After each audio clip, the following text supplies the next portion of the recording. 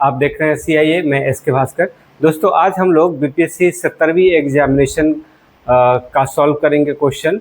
और ये जो एग्जामिनेशन हुआ था, आपको पता होगा कि 13/12/2024 को यह पेपर हुआ था।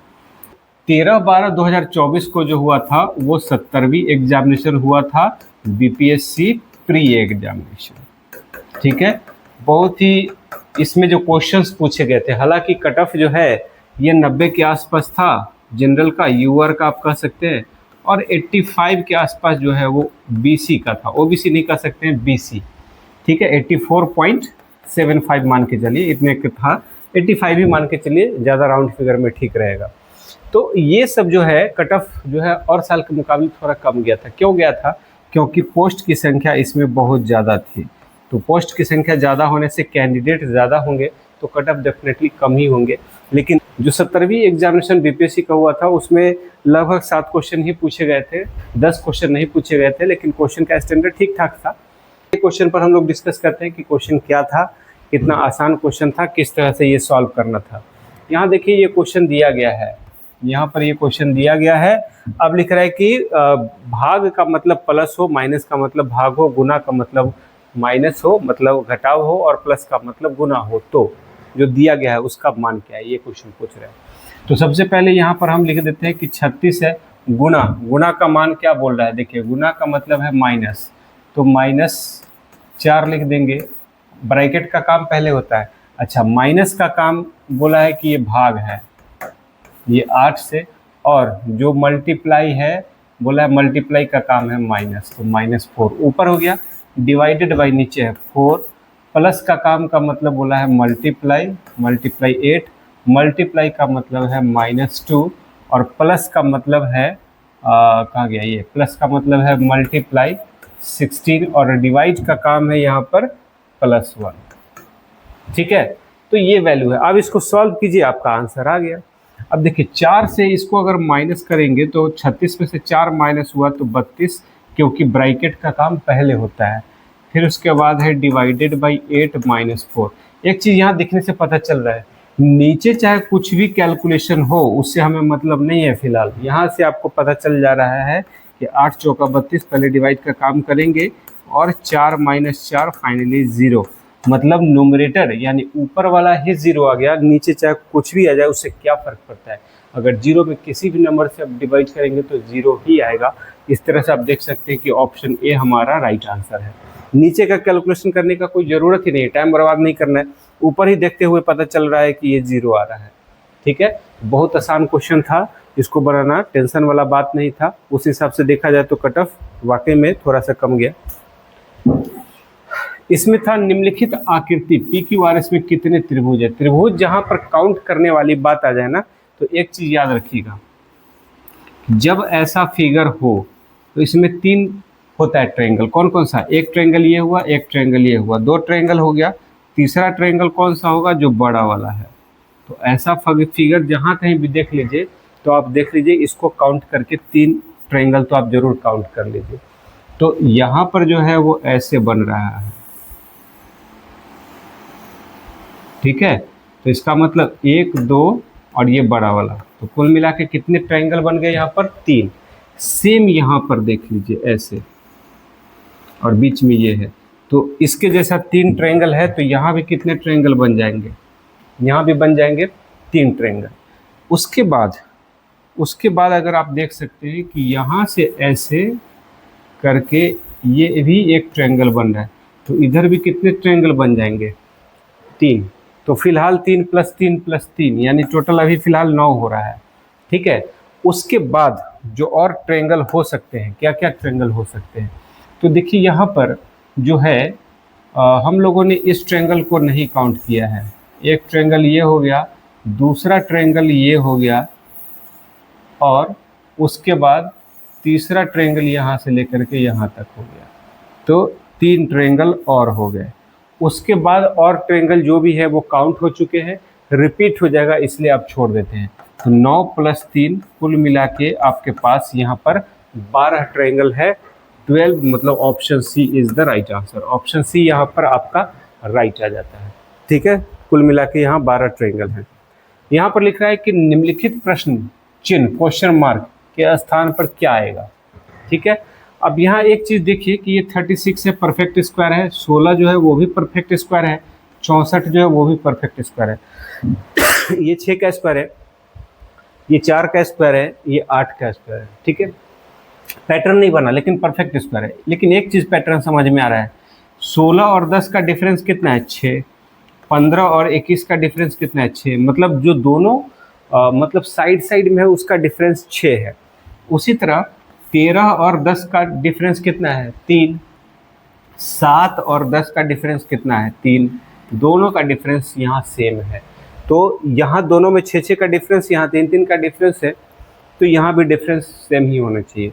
तो 15 और 14 का डिफरेंस क्या होगा 1, तो 21 और यहाँ पर कुछ भी होगा उसका डिफरेंस क्या आना चाहिए, तो या तो यहाँ पर 22 होना चाहिए या फिर 20 होना चाहिए।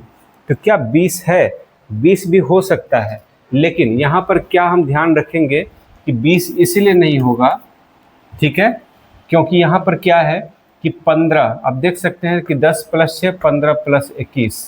ठीक है, अब यहाँ पर 21 है तो 21 से एक ये ज़्यादा वाला ही होगा, कम वाला नहीं होगा।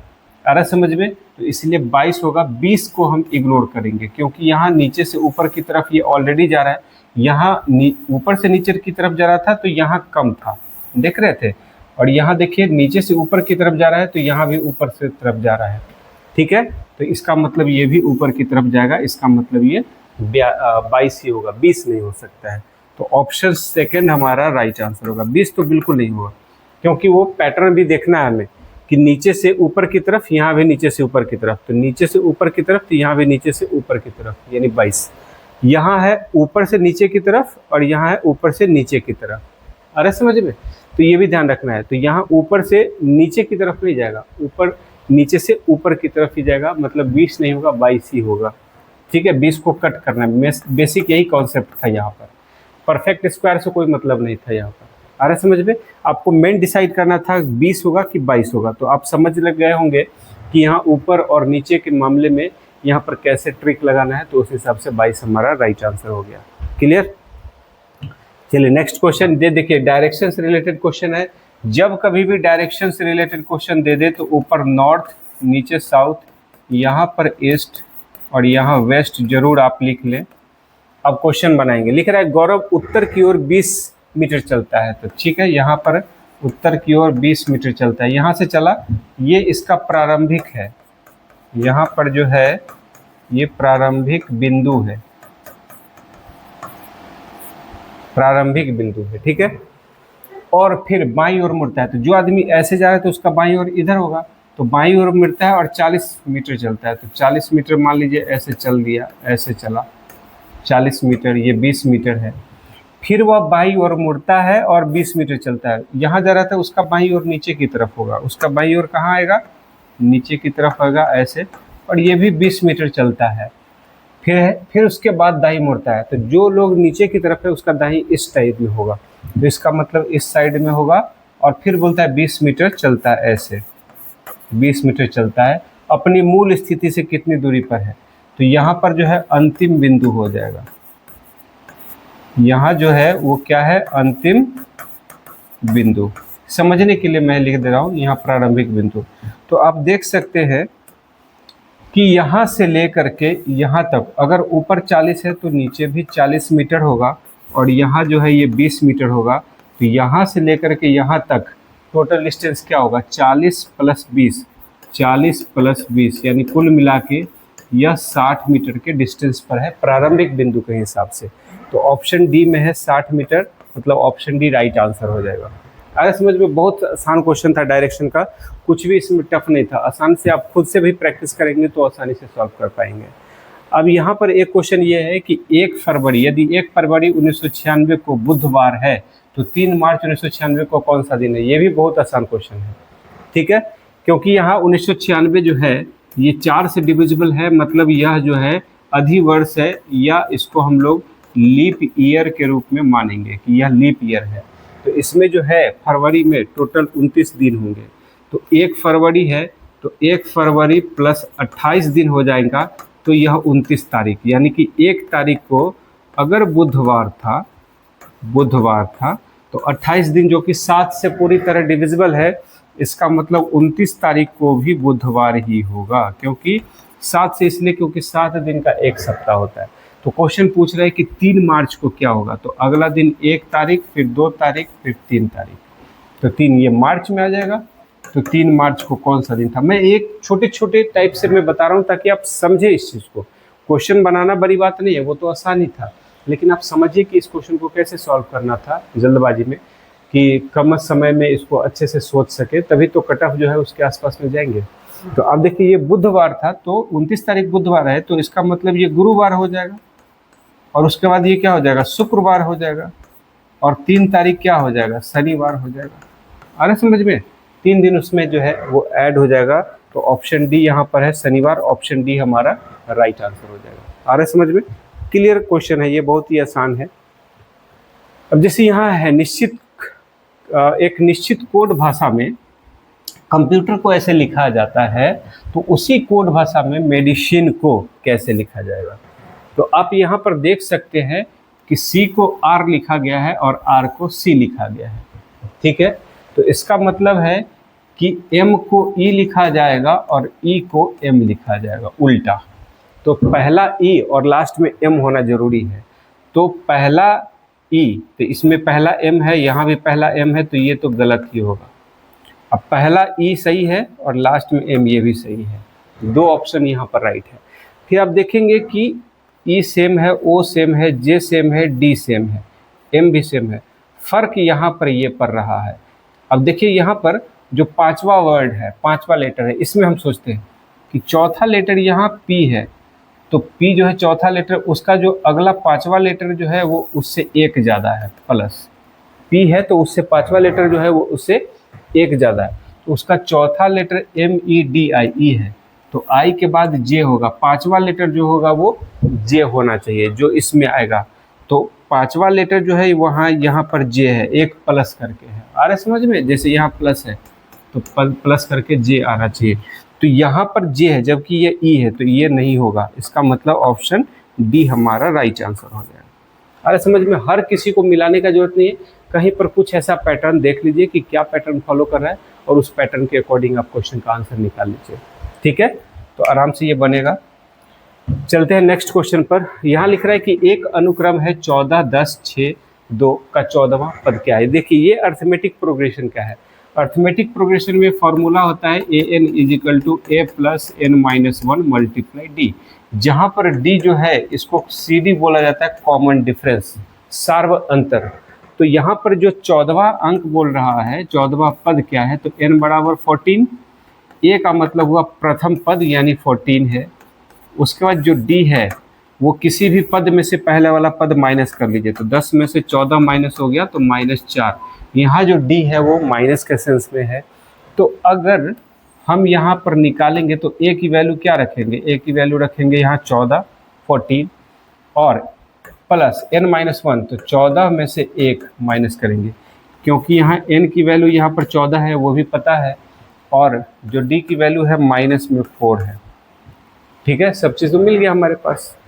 तो अब ये करेंगे 14, इसमें से ये माइनस होगा। चलिए एक स्टेप और लिख देता हूँ ताकि आपको समझने में आसानी हो, ठीक है। तो ये हो गया 14 और प्लस इंटू माइनस, माइनस होगा 13 चौका 52, 52। अब बड़ा संख्या माइनस में है इसलिए माइनस में आंसर होगा, प्लस वाला तो होगा नहीं। अच्छा यहाँ सब माइनस में, ठीक है। 52 में से 14 माइनस करना है, तो 52 में से 4 माइनस करेंगे तो 48, 48 में से 10 माइनस करेंगे तो 38, मतलब -38 हमारा राइट आंसर हो जाएगा। तो -38 जो है ऑप्शन सी में है, ऑप्शन सी हमारा यहाँ पर राइट आंसर होता है। ये भी बहुत आसान क्वेश्चन था, भले ही फार्मूला बेस्ड पर था। ये 10th क्लास तक तो ये आजकल पूछा ही जा रहा है, 10th क्लास तक तो ये सिलेबस में है, 10th क्लास के स्टूडेंट ये ऑलरेडी पढ़ते हैं, ठीक है। तो ये क्वेश्चन हम ये नहीं कर सकते हैं कि टफ है, ये क्वेश्चन भी बहुत ही आसान है। टोटल 7 क्वेश्चन ही पूछा गया था 17वीं एग्जामिनेशन में, तो यही 7 क्वेश्चन है। आप देख सकते हैं, आप अपने पास या कहीं भी प्रीवियस ईयर क्वेश्चन देख लीजिएगा, उससे भी प्रैक्टिस कर लीजिएगा। तो आप वीडियो में बने रहें और भी अन्य साल का जो प्रीवियस ईयर क्वेश्चन है या बीपीएससी जो और एग्जामिनेशन कंडक्ट कराता है, जैसे कि बिहार टीचर एग्जामिनेशन है या सीडीपीओ एग्जामिनेशन भी किया था, उस सब का क्वेश्चन जो है हम लोग डिस्कस करेंगे। तो इसके लिए आप चैनल सब्सक्राइब कर लीजिए अगर नए हैं तो। वीडियो अगर ये अच्छा लग रहा तो कृपया इसे लाइक और शेयर जरूर कीजिएगा, ताकि हम लोग और इस पर नए नए वीडियो बनाते रहें। मिलते हैं नए वीडियो में, तब तक के लिए नमस्कार। Thank you for watching.